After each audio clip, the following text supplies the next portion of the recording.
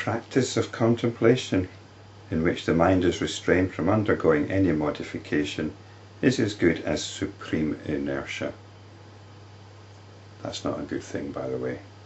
On the other hand, when such modifications exist in the mind, it is the seat of diversity or samsara.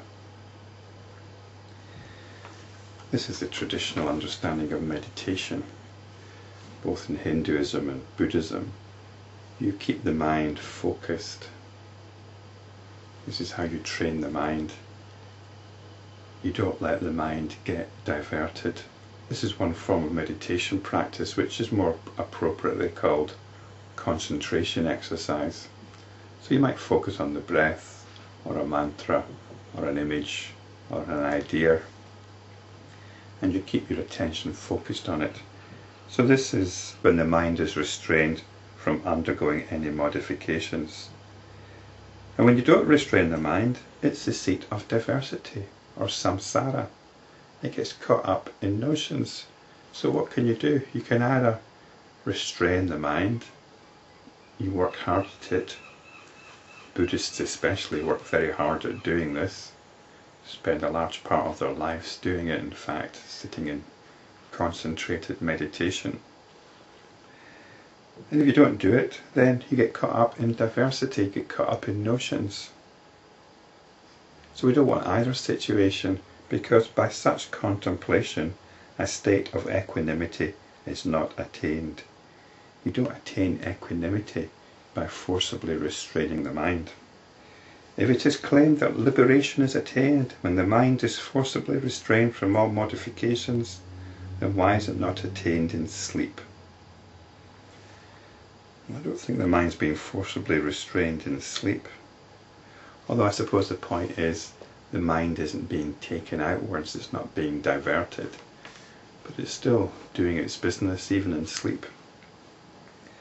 When I was a Buddhist, it was occasionally mentioned that the Buddha was doing an exercise called mindfulness of breathing when he was sitting under the Bodhi tree and attained enlightenment.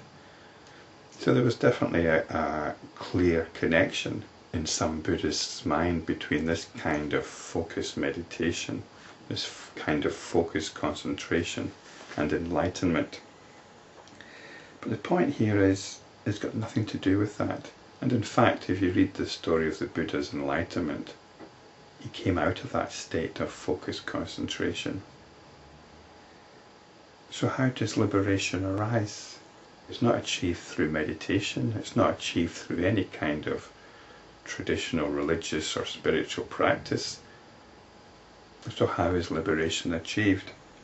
Therefore, only when it is realized that there is no creation at all does real self-knowledge arise, which leads to liberation. Liberation is to do with self-knowledge, and that self-knowledge is tied in with the nature of the world. We go beyond, or we reject the notion of an external world. We don't get caught up in it. We come back to our own sense of being. We come back to our own consciousness. We're very timid about doing this.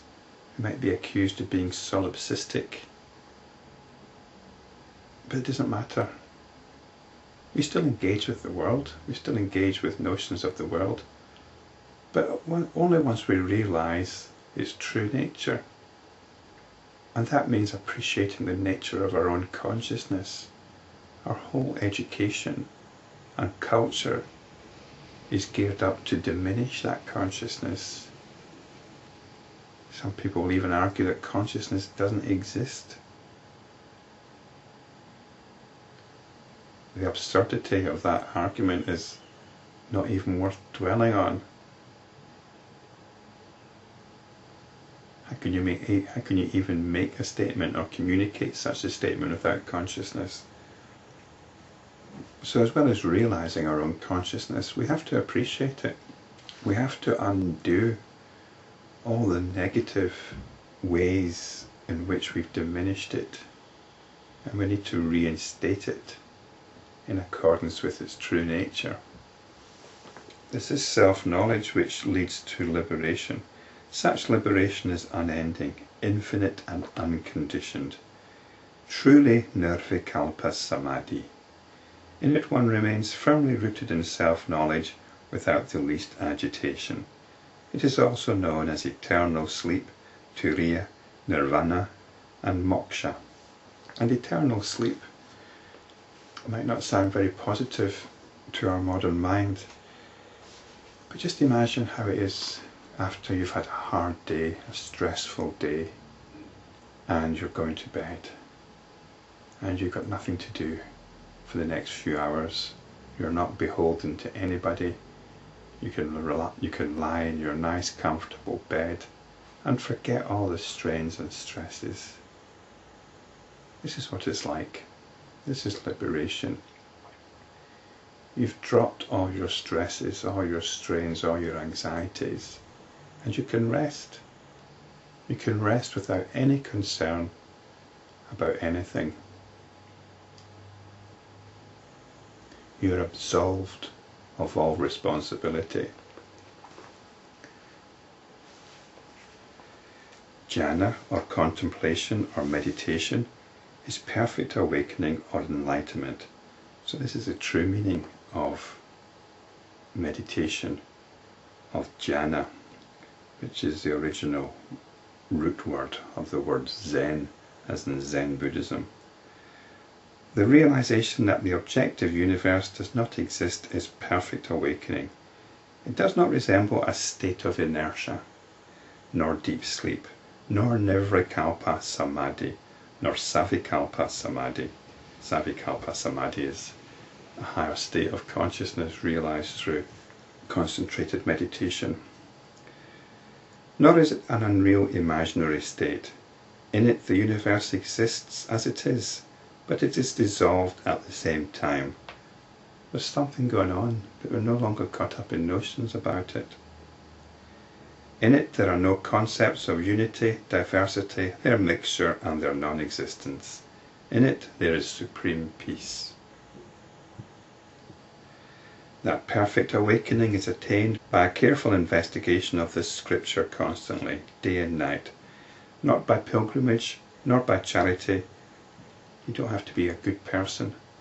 Not by acquiring knowledge, nor by the practice of meditation or yoga, not by austerity or any kind of penance, nor by religious rites. By none of these methods does illusion come to an end. They only lead to heaven, if you're lucky, and such other rewards, not to liberation. Delusion ends only when self-knowledge arises in one who has carefully studied and investigated this scripture.